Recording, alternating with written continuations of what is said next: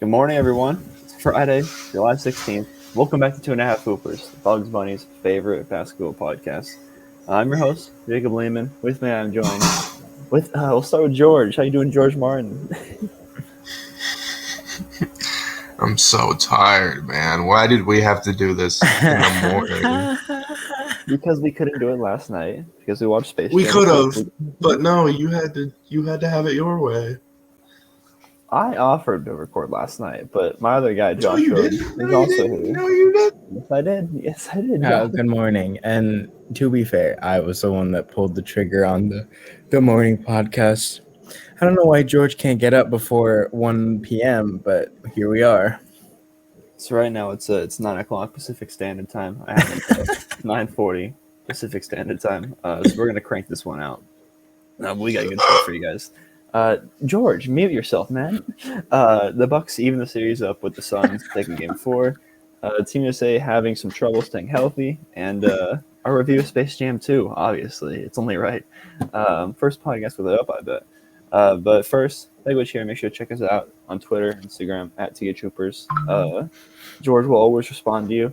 Are you serious, George? I sent him something. So Josh, I sent him something. Josh is on his phone during the podcast. I thought we talked about this yesterday. That's a no-no. Your ringer's on. Yeah, because I had to set my alarm. Remember? Sorry. Oh Lord. Okay, let's get into it. At THHoopers. One more Instagram, Twitter, incoming. YouTube. Let's make sure it's off this time. But yeah, we're gonna start with the Bucks beating the Suns in Game 4, 109-103 to tie the series at 2 games apiece. Series no heads to Phoenix on Saturday night, tomorrow night. I'm not even gonna lead you guys in. There's so much to talk about here. So Josh, where do you want to start? So everything that I said was going to happen did not happen. I was talking about Chris Paul having his comeback game, and then I was talking about Devin Booker just having to be there. And then I was like, I don't think Middleton's going to do so hot. All three of them wrong. That's actually the complete opposite of what happened in this game. You guys hit it on the nose. It was the Middleton prime Michael Jordan game where he just has that just phenomenal game. I didn't really expect Drew Holiday to struggle. He struggled very early on, and it didn't seem like he had that's my alarm. We're all over the place. It just didn't seem like Drew Holiday got anything going at the beginning. On the other side of the court, they did a very good job denying Ayton for most of the game. I knew that was a big thing that we talked about, that they got to stop the rim running, and they pretty much took that away. The only reason Phoenix was really in this game was because Devin Booker was shooting lights out, had a perfect third quarter, did not miss in the third quarter. It was a rather fun game of basketball to watch. And I feel like Phoenix did a weird thing where they kind of just relied on him a bit too much, and they kind of just stopped doing every other thing offensively, especially when Booker was hot, especially how talented this team is offensively. I don't think that they should be doing it to where if Booker's hot, that they take away everything else. They should still be doing the other things that they normally do on offense. That's what makes them such a threatening team on that side of the court. Yeah. George, I'll let you talk about the last play, or the last crucial play, I should say. But yeah, overall, great game from Milwaukee. Phoenix also didn't have too bad of a game, but Devin Booker kind of outshines everything that they didn't do too hot. They definitely played worse here as a team than they did in Game 3, in my opinion, even though the game was closer. But yeah. George, I talk about this game, but lead with the Giannis Antetokounmpo blocking the alley and covering the oop. Man, that was one of the more impressive plays I've seen in a finals game. So they were up 2 with about 35 seconds left. Devin Booker runs around a screen, catches the ball up at the top, and he's getting downhill.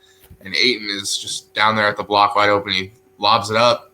Giannis is on. He's basically guarding Devin Booker at the top of the pick and roll and recovers all the way down to the block to make a incredible block. One of the best recoveries I've ever seen. We can debate about all-time blocks. Obviously, it's behind LeBron's, but then you have like Tayshaun Prince. Saying it's not. People are saying it's not. It's better? People are saying it's better than LeBron. Yeah, because everybody hates LeBron. That's so stupid. Revisionist history. I'm just saying what the streets are saying, all right? I mean, is it better than Tayshaun's block? I don't know. No? No, because that... No. So you have I don't, because it just feels like with that block, like, I mean, I think they still... I think the game is still in their hands, even if that dunk goes in. Like with the Tayshaun block, It that would have been game tied. that block changed the outcome of the game, like literally. This one, it was kind of just like, oh, the Suns didn't score. Mickey Mouse block. It wasn't Mickey Mouse, but it was a great block. I'm not taking away from that. I'm just saying there's more on the line for the other ones. I didn't think he was getting there. I thought Ayton was gonna jam it down on him. But for the game's sake, yeah, Chris Paul struggled mightily. He had like 6 turnovers, which is obviously uncharacteristic for him. Drew Holiday gets a lot of the credit there. I mean, he's been phenomenal on him defensively. So he's not providing anything offensively, like zero. But at least with his defense, he's providing a positive there that he can stay on the floor in late games. But yeah, Josh, with your point with Booker, they were really running every action around him, and I thought it was fine because that's what I kind of wanted. But it was like they were going to him every single time down the floor, and that might have disrupted their offense and disrupted CP from getting a flow because when Devin Booker went out in the early fourth due to foul trouble when he got his 5th, CP got like 3 quick buckets right away, and I kind of felt that if they did that earlier, Chris Paul doesn't have this bad of a game. Yeah, no, the lack of creativity that falls on Chris Paul though. That's like not only on Monty Williams, but that's also on Chris Paul because Chris Paul's like the coach on the court, and you wouldn't expect that from somebody that's been in the league for about 16 years. So I totally agree. I mean, like his number of shot attempts were fine, like 5 of 13, but at half he had 2 points on 2 attempts. That's inexplicable for the Suns offense. And then moving over to Milwaukee. Like we mentioned, the Chris Middleton game, Lehman called it. I kind of piggybacked. I didn't think it was going to be this great, though, but he was just phenomenal. I mean, when there was a point in the third quarter where I thought the Suns were running away from it, they went up like 7 or 10. Chris Middleton just comes down right over Jay Crowder's head, hits a pull-up 3. I'm like, oh, this guy's locked in. And I kind of thought at that point that he was just going to get whatever he wants, and they were probably going to end up winning that game. And then last point with Yanni, he was a little bit tentative in the first half. A lot of it was setting up pick and rolls for Chris. And, I mean, he still finished with 26, which I kind of said like mid to high 30s. So I was a little bit off there. But all around for Milwaukee, they played another really, really good game. I won't call it perfect by any means, but they certainly did what they needed to do, which Lehman also brought up a few days ago. They just grind out wins, which is very impressive from this team specifically. Yeah, and the physicality that they play with, it just wears teams down. That's why the turnovers are so high for Phoenix, because George, if you're playing in the post, no one's touching you, can do whatever you want, whatever. There's Fortnite behind me. But if someone's like up against you, making you feel uncomfortable, you're gonna turn the ball over, especially you. So like being physical with the team will pay off because Phoenix is a lot more finesse, with Booker and stuff. Chris Paul likes to like undercut guys, but that does make them physical. It makes them, still pretty finesse. And then as far as Giannis, I would kind of defend him. I feel like he played almost as perfect of a game as he could have with the Phoenix Suns game plan because they want to take out Giannis. He still shoots 58%, which is still very efficient. And Middleton shoots a little under 50, but he had that 40 bomb, so it's all good. Josh, as a Chris Paul stan for the past 10 years, are you getting OKC vibes from when he blew that with the Clippers? Does it kind of remind you of this last game? OKC vibes when he blew 2014 playoffs. Oh, when they blew that against, yeah. Mm-hmm. They blew that big game. That was game 5. No, because that was a complete meltdown. This one just seemed like he couldn't really get it. He just couldn't seem to get anything going. I think it was like 2019 when he was in Houston. And as much as George likes to call it a Mickey Mouse Harden run, Harden averaged like 35, and Chris Paul was struggling. So I compare it more to that. Okay, George, did you actually come up with Disasterclass by yourself, or was that a Twitter thing? It's just a common Twitter thing. Just I didn't come up with it like off the top of my head. You got my hopes up when you put that in the chat. I was like, George is in his bag right now. We haven't mentioned it. Booker, 40 piece. He played a great game. Fourth quarter, he went a little. I think he had 38 going in the fourth, finishes with 42. still a great game. And I think this was the game he set the record for most points in your first playoff run. Yeah, and he also, Rick I think he was like behind AI and Steph for the most points through 3 quarters in a finals game. Mm-hmm. Yeah, he's third. Yeah. Only thing I have to say about him, great game. Could have thrown that past Dayton a little bit better, like a little bit. He just but lofted it up there a game too for long. Booker, and the way they followed him was a D-. But George, just talk about Booker. Yeah, so like I had mentioned in my little recap part, a lot of action created for him, dribble handoffs, coming off screens, kind of like what I had said I would hope for from him. But the downside to that, like I also said, not a lot of action for Chris Paul. They kind of just made him like an off-ball guy. You don't want to do that with your point guard. Campaign was running the offense when Booker was hot.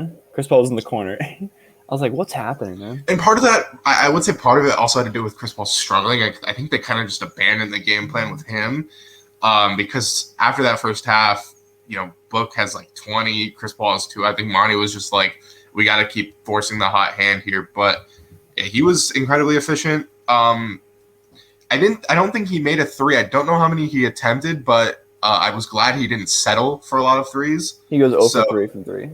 That's okay though. Only 3 3-pointers attempted. I will definitely take that. Like I had said last podcast, I wanted him to limit the amount of those and just take high percentage shots. So for him, he played about as good of a game as you could ask for. So I'm glad to see that result. And I called him the X factor.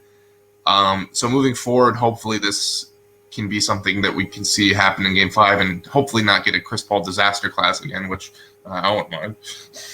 Yeah, before I let Josh take us home before we get to the preview of Game 5, Pat Connaughton, another great game. They're really only going maybe 7 deep if you count Bobby Portis. They are playing Teague, though, which... They're playing Teague. So, I mean... Oh, okay. George, just send us on there, actually, then. Jrue Holiday. Did you think he made up with... I believe he goes 4 for 20. Not good. Did he make up for it on defense with CP3 being taken out of the game? Because they basically were a wash this game. CP3 almost played worse than him. Where do you stand on that as far as that statement?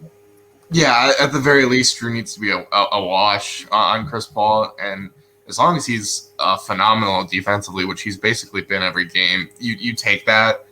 But it really makes it a lot harder in Milwaukee when, you're relying on Chris Middleton to be your Batman and Giannis to provide you, 30 to 40 points. But I mean, if he keeps being physical and aggressive on defense, fighting over those screens and just helping out there, you take it. Obviously, the offense, I've given up on it at this point. I'm like, it can't be worse. But he's out there missing, he's blowing layups. I mean, there was one play, I think in the second, where this is after he had missed a few layups.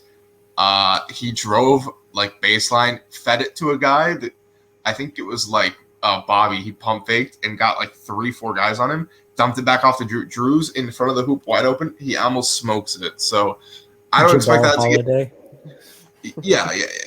I don't expect that to get any better per se, but it defense has been A+, so that's about all you can ask. I can't believe I almost didn't mention this. The referees.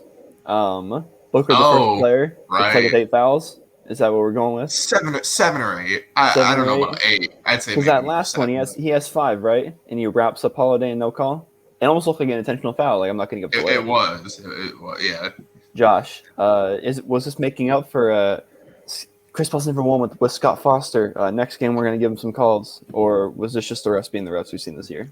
So refs just being the refs. I don't think they should be holding. If they are holding agendas, I think that's way worse than them just sucking sometimes for one team, sometimes for the other. I don't think it's really like a agenda thing. Did you think they let him play, or were there? Because sometimes it felt like they were letting them play, and then sometimes it was was that a foul? Yeah, no, they have this weird thing where in the middle of the game there will be 3 minutes, and there's 5 fouls in those 3 minutes, and I don't know if it's to maintain the consistency, but for the most part of the game, it seems like they're letting them play. Sometimes a little bit questionable, for example the Jrue Holiday, Devin Booker thing, but yeah, no. most of these games, there's like a good 3 to 5 minutes where they call so many fouls and there's so much stoppage of the ball, and it's just peculiar. But after that, it seems like that they maintain a pretty smooth referee game. All right, now we'll go into the Game 5 preview. So, George, what are some stuff you're looking for here? It goes back to Phoenix. So I'll start us off. Home court, I think it's going to continue. I think it'll be a big factor. What else do you see about this game? Oh, first thing that pops up in my mind, I know Josh probably has this. Chris Paul has to be way better. That was about the worst performance I've seen since maybe LeMickey in 2011. Yeah, he has to attack more. He has to be the focal point of the offense. I know I love D-Book a lot, but the Suns just run way better when Chris Paul is that engine that can. 8-2. They kind of neutralized him though, so I don't know how much more effective he can be next game. But Chris Paul, just getting Ayton involved, gets downhill, give him those easy dump offs, and letting him go to work down low as well. I think that'll benefit them the most, honestly. Josh. Has Phoenix lost a home court game beside the Lakers? Oh, yeah, they have. They lost Game 5 to the Clippers. Yeah. That's right. But just those. Yeah. I have a hard time. So my initial prediction, Suns is 5, is out, but I don't know. It just seems like while the home court's there, it seems like the Bucks are rolling pretty hard. It's going to be very difficult because I think the Bucks are going to come out firing. While I don't think they're going to win the game, I do think that it's going to be, if, like George said, if Chris Paul doesn't have a good game or if he struggles the way he has been the last couple of games, Milwaukee could easily take this game, and then it could go up 3-2 back in Milwaukee. But yeah, no, Phoenix definitely just needs to start firing on all cylinders. They really need to get everybody involved because they had a very stagnant offense where they relied too much on either Paul or Booker in Milwaukee. And in game 1 and 2, you could clearly see that Mikal Bridges, the Jay Crowders of the team, the Cam Johnsons were getting more involved. And I think that that's probably the X factor for this game 5. I get what you're saying, but every time Milwaukee's won, I know every time Milwaukee seems like they're rolling, they absolutely explode. So this is not going to be the Middleton game. It's going to be in Phoenix, and he's going to play like Kuz. And the way the Suns were playing Giannis last game, it looked pretty solid. Looked better, for Giannis sure. was also not as aggressive. If he comes out and takes 30 shots, he'll have 40 again. But I don't see Holiday playing better on the road. Middleton's not going to play good this game. And I don't see another Brook Lopez game in the tarot cards right now. So I do think that it's going to be a runaway with the Suns. Maybe not a blowout wise, but I'd put a lot of money on the Suns winning the game and covering whatever spread Vegas whips up. George, do you think the home court advantage is real? Because no one's lost in this series. I'm just defending home court.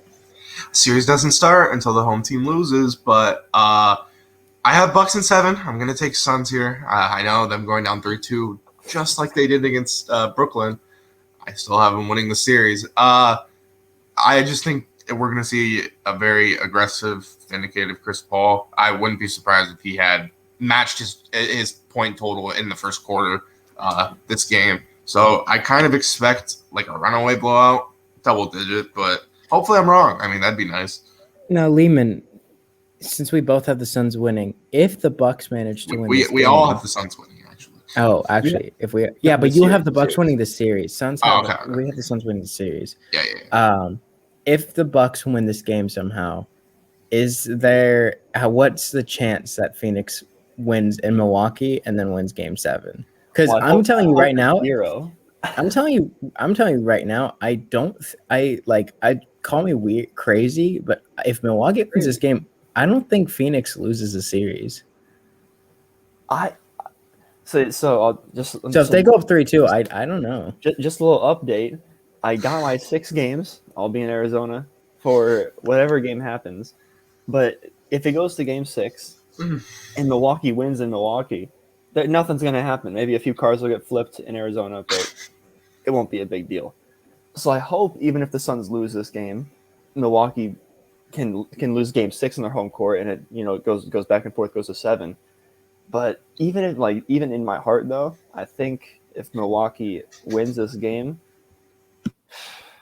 I don't know because who do I trust more, Giannis or Chris Paul? And at least Giannis will play hard. At least he'll play defense. Chris Paul was taken out of this game completely. Giannis hasn't been taken out of the game yet. So, and we Besides when he had to tinkle. Do you guys believe that? Do you think he's tired? Or do you think he actually had to? Twice. It might be a little Bron cap. LeBron cap. It's the Paul Pierce syndrome. Yeah, to stop running in circles. I do think the Suns still could, but it depends on how this game goes. If Milwaukee blows them out on their home court, Chris Paul's Cliff Paul at that point. Like, he is not happy. He's going home in 6. He's not that guy. Because Suns are still a young team. They are. That's true. So, I mean, if you go down 3-2 in the finals, Phoenix hasn't faced adversity yet. They had that Chris Paul injury, and they went down 2-1. And ever since then, it's been smooth sailing. So we'll have to see what happens in the offseason, which we'll definitely get into in a few weeks. Oh, yeah. But speaking of basketball, not in the NBA, Team USA got a lot of news here, even some live news. I don't know if you guys just saw this. Yeah, the Woj bomb. Yeah, the Woj bomb about Keldon Johnson. But we're not going to start there. We're going to start so much nepotism. Game canceled today against Australia due to COVID. Just going to ask, could you see this being a sign to come as the games are already going to be held with no fans during the real Olympics in Tokyo? I'll start with Josh. No, I think that in the transition to Tokyo, it'll probably be a bit more quarantine involved. I think. I'm not entirely sure. They're still in Vegas right now. Yeah, I haven't looked at the Olympics too much, but I do know for the track athletes that they get there like a month earlier and the competition starts, and they undergo like basically bubble protocols almost, just to ensure, just because there's so many people from vastly different countries competing. And I think it'll probably be the same here, because I know that even though that they have a deadline, because people still want an off season, it's not going to be as long. George. I mean, Josh laid it out. I hadn't really looked into all the protocols with what they're doing for the Olympics. I'm optimistic, though. There's only really 2 guys that are in obviously, Beal's not going. I don't know the word with Grant. As long as Kevin Durant is shooting the basketball for Team USA, I do not care. And I'm pretty sure most of them are vaccinated, so I don't think there's going to be like a widespread, super spreader thing. So I'm pretty confident they'll take out some guys. Like if Grant doesn't go, they'll replace him with maybe Tobias Harris, like Josh was saying last night. That would be enjoyable. Yeah, you mentioned that Bradley Beal is being sent home from Team USA. Yeah. Safety protocols, yada, yada, yada. Christian Wood is going to replace him. We'll start with that. Right move? I hope so, man. I hope so. What? Right move? Yeah. It's good for Christian Wood. They need a big man. That, too. It's nice to see Christian Wood on the worldwide stage. I mean, he's been phenomenal. A little underrated, I'd say, but time to shine. Plus, they need more bigs in that rotation. George. Huh? He missed the whole year. I know. Which was unfortunate. I'm saying it's good for him because he doesn't have minutes logged as a player. Yeah. Josh, he was playing for like 3 months, just no one cared. At the end of the season, he was playing. Yeah. And then Houston was in the dirt by then. Kevin Love, calf injury. He's out. And we just got the word. Keldon Johnson. I want to say something. Do we think he was actually a calf injury, or like Pop bullied him off the team because he wasn't producing or playing? Did in the first place. Like, I didn't get him out of here. I checked Twitter before we got on. People were like, "Oh, they definitely asked him to like leave because he wasn't a fit." So Keldon Johnson is going in to the Team USA. He's not a big name, but he's a playmaker. And we've been talking about that they need a big man and a playmaker. You can't just have 12 guys that average 30 points in the NBA and expect to win. Or at least I said that. You guys are like, oh, talent, it's better. All this stuff. I did the both answer. But yeah, you always do. Josh, Keldon Johnson, I like him, but I like the Spurs guards. He's a tall playmaker. So what do you take of it? I like it. I think it adds a little bit of like the Christian Laettner thing. Like all the USA teams, I know we talk about they need a big man, but sometimes they just need like youth. Like we've seen AD in 2012, and like all the good teams have like that 1 or 2 young guys that like don't play too much, but like they're just there. It fits a lot better because I completely forget that Mike Krzyzewski is normally the coach for Team USA, but he's stopped doing that. And so it's a little bit different atmosphere. Pop kind of runs more of a fundamental-esque offense where nobody's a hero, and Mike Krzyzewski just makes super teams. So I think it's good for Team USA. They didn't get another egotistical isolation maniac. They got a guy that's going to play good defense and play for the USA. So, And then George, next one. So we're talking about, you mentioned Jeremy Grant. He's iffy right now. Yeah. If he opts out, are you Team Tobias? Because I know Josh is. I mean, off the top of my head, thinking about a wing that can replace him, yeah. Aaron Gordon. Oh my gosh. Yeah, Aaron Gordon would be nice. Another name, TJ. TJ Warren would be also nice, but I don't know if he's American. I don't know if he would want to play. But You like TJ Warren? I mean, it's a wing that can defend. I mean, that's all I'm asking for out of these guys. So, but yeah, why not Toby? That'd be funny because then Josh is watching the Olympics. That would be funny. He's cursing out the TV. No, Toby would bring a good atmosphere for Team USA, for sure. I don't. It's not like he's a terrible Just wish player. Matisse Thybulle wasn't Australian. Damn. Okay, so sorry, I was. Host is on his phone. In my notes, actually. Mickey Mouse. So you guys know, I've had problems with the Team USA, how they made it.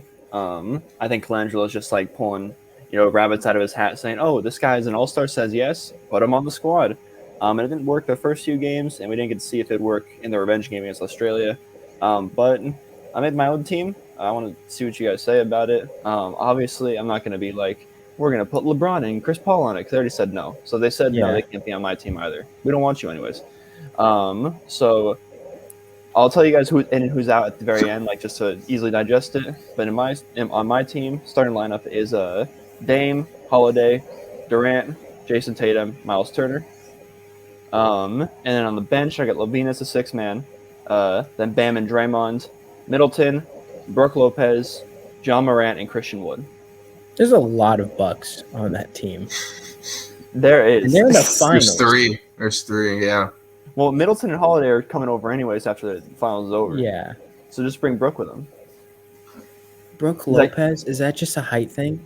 Nobody wants to watch Brook it's Lopez's a big body team. thing. Are you watching these 54? squads? Yeah, they are 54-2. 54-2 is the United States of America, and you are upset because Brook Lopez and Miles Turner didn't get the invite. I'm upset because they're 0-2 in their last 3 days. Or 1-2 in their last 5 days. 1-2 now. Yeah. One and two. I mean, Lehman should be concerned. Lehman made a good point at Lemon about those big European, or what would you say, Lehman? I forgot what you said. 2 7-foot, 300-pound white guys on every team that can pass. Yeah, there's like every team has like a Luka Garza, but European experience. But good. Yeah, but really good. Yeah. I mentioned this. This is why I like Brook Lopez. In the last game they lost against Australia, KD's driving. Dellavedova hedges over. Draymond's in the corner. KD can't pass to him. He's not going to shoot that. Brook Lopez shoots that, and they don't hedge over. Especially the corner three. So does like half the league, though. Half the league shoots Anybody that. but Draymond. name a better big man Than Brook Lopez? I tried. Miles Turner? One that didn't say no, and one that could play for the U.S. You might say Karl Anthony Towns, Dominican Carl Republic. said no. Didn't he say no? He's Dominican Republic. Oh, that's right. Lehman kind of has a point. Al Horford's not in the USA. No, he's not. I don't want to waste your time, but making a point, there's not a better one. I tried. Lehman did his research, man. Just trust him. Yeah, I know. I figured. I'm trying to think, but I can't. Not off the top of my head. So are you guys good on me getting Miles No, Turner? it's not a bad. It's not a bad list. Who'd you take out? So I took out from the original list. Took out Jeremy. Took out Kevin. And then I believe I took out who's it? Beal, because I basically just injury replaced it essentially, because they got they got Middleton and Holiday coming over, which will help greatly with their defense, and maybe they'll get a Middleton game eventually. Maybe it'll carry over to Tokyo, but I hope so. Really quick, I've wanted Turner the longest. Really, that's like priority number one. Honestly, stretches the floor, rim protects, can run. Basically everything you need out of a big man. Beefens up that rotation too, because right now it's Bam and it's Draymond for their bigs, and it's not looking nice. What do you think about me choosing Ja over Trey? I like it. You like it more? Jaw's more exciting. Jaw plays better defense. I Jaw's crappy. want Trey because I think he's the more like better playmaker. But Yeah, but he's useless if he doesn't have the ball in his hands. I know Lehman did This make is a point. Team Like, USA. and Ja would, I think, lock in more defensively. I mean, he's not like a great defender, but he definitely would put effort on that end because he seems Y'all pretty rocking hurt. with Dylan Brooks on that. Is he American? I don't know. I think he's Canadian, right? Anyways, Oi, oi. Oh, there's no point. Just anyways, time to move. Okay, time to move on. So that was Team USA. Now to end it off, we watched Space Jam last night at midnight. welcome to the Space Jam. Or Space Jam 2, I should say. I'll start Mickey off. Mouse. We're just gonna review it for a little bit. We got 5 minutes till I gotta go. So George, he says Space Jam 2 over original. Really? And no, this is more to play to my character because you guys know I thoroughly enjoyed watching that movie last night with I've never seen George the like a Pick'em- movie. with the Pick'em groupies, and after I got home from Joey Vaca's house, Josh texted me. I knew George was in his element when Lola Bunny threw up the oop to LeBron and did the D-Wade thing. He's like, "Oh my God, she did the D-Wade thing. Let Mickey did the D-Wade dunk." It's 2 a.m. and George is screaming, Lola Bunny is No, winning. George, like once every 6 months, will thoroughly enjoy a movie that we watch. It was Uncut Gems 6 months ago, and we watched it, and now it's. I don't watch movies often. I'm not like Jake. Now I'm it's not Space the Jam movie 2. guy. Yeah, shout out Jake Guardhouse for that. Josh, what do you think Space Jam 2? Well, I rewatched the first one like a week ago, and I didn't realize how angry it made me. Just the movie in general, it just pissed me off. Now, to be fair, it wasn't mentally there 100%, but it still made me mad. And I guess it's just so good because of the nostalgia value and because we understand most of it. The jokes here, I will say, are a lot better than the first one, but I don't think that.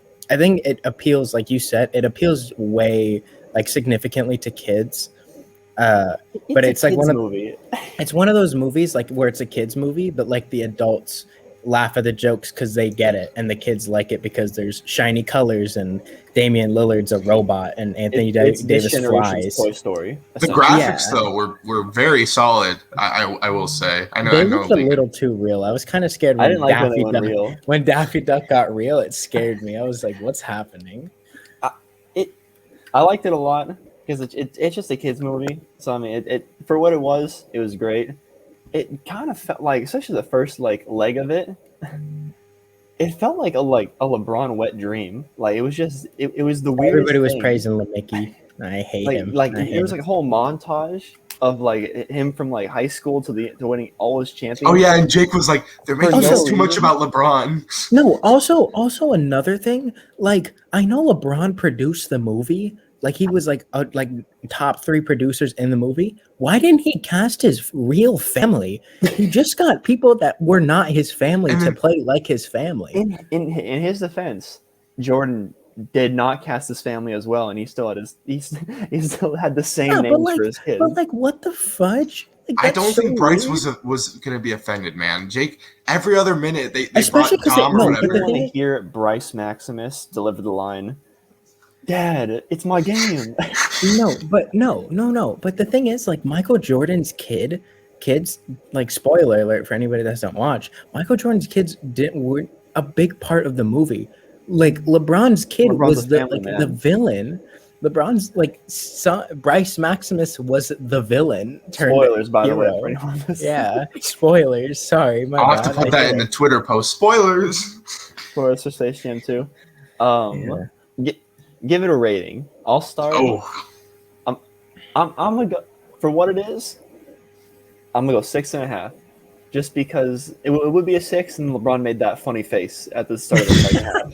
So it's a 6.5 No, George, the what? funny loony face. out of 10. Space Jam 2. I George get said 8 last night. 7.5. I slept on it. George slept on his leg. Thank goodness. No, the jokes were funny. I felt the involvement with like there was a lot of like subtle basketball jokes too, because like when LeBron was trying to create the team to beat Dom's team and get his son back. There was a lot of subtle jabs at like, oh, what, you've always had talent. Look at Miami. And then Don Cheadle's character is like, that's his MO leaving. Look what he did with Miami and Cleveland. So I thought that was kind of funny. So I like watch out Lakers, and George started tearing up. I was like, George. Get you someone that gets excited to see you just as much as George sees Lakers players on TV without seeing a Lakers game. Rolling the credits, I see Frank Vogel and I start screaming and everyone starts dying. Yeah, no. I want to say Jake gave it a 2. I think he's gonna give such a shitty review, man. Mine is gonna be. I was thinking 6.5, but I'm gonna move it down to 6 because they couldn't just make Don Cheadle play as Don Cheadle, and that really upsets me. That would have been so funny. Like Bill Murray's Bill Murray, Don Cheadle's Don Cheadle. I think that would have been funny, but unfortunately they didn't do that. So my rating goes down. Algae Rhythm. That sucks. I'm trying to think of the thing at the very end of the movie that had me laughing for like 2 minutes. You'd be like, yo. Like, so like it's a fun. Yeah, if you were 10, this movie would be like a 9.5. Favorite part by far is during the game. There's a big game just like Space Jam 1. And the Easter eggs they put in there from Warner Brothers is hilarious. Yeah. There's like the mask. There's like all the Batman villains. Pennywise was in there, yeah. There's hundreds of Easter eggs now. So that's not for LeBron. That's for the sweatshop workers he had edit his movie for him. But so it's so funny. At the beginning of the movie, there's 2 producers that have Lehman and I's last name, and they showed up on the same screen, and we had to rewind it twice because Lehman and I were the only ones that saw it. It was so funny. And people were staring at the TV, and they're like, "What am I looking for?" It's just like Jake. LeBron. Jake was looking at the TV. He's like, "What am I looking?" What was the thing at the very end of the movie that had me laughing for like 2 minutes? Someone said like one line, and I was crying. I forgot what it was. George, nobody remembers. It was so funny. George, go ahead and rewatch the movie, man. I don't have HBO Max. Don't have it. You want Jake's password? Yes. All right, favorite moments, and then Josh's little son to send us home. I'll start with George. Right. Oh, I already mentioned it. The Lola Bunny lob. Come on, that made my night. I just love Lola Bunny in general. Yeah. George. Oh gosh. I can't remember. I think my favorite part of the movie was the fact that the part that I laughed at the hardest, I can't remember it. That's me too. That's probably my favorite part in general. Just it's the fact that I laughed at something and I don't remember what I laughed at. Every time I saw LeBron, he's such a bad actor, and he looks it's so funny. It's so funny. He's always wearing straight Nike. It looks like he's in a 2-hour commercial. Mm-hmm. It's so bad. The movie was made a lot better because of LeBron. Because he's LeBron, and he looks all goofy, and he's when he wrote "Gang" on his shoes. That was so bad. Gang. All right, so yeah, that was Space Jam 2 review. Wish we had a little more time, but I got to drive soon. So Josh, send us home. You have a little bit of news from the streets. Right. So the streets. I beat George to the streets. It's crazy. But I woke up this morning and it's kind of trending on Twitter a little bit. But according to the streets, nothing official yet. I just want to reiterate that. But multiple sources that are close to Damian Lillard are claiming that in the next few days, he's going to request a trade. I personally kind of argue with myself about whether or not this is true. I'm leaning towards that it probably is true. Again, there's nothing confirmed. I'm not going to fully believe it until, Woj or Shams drops it. But there's a lot of people screaming.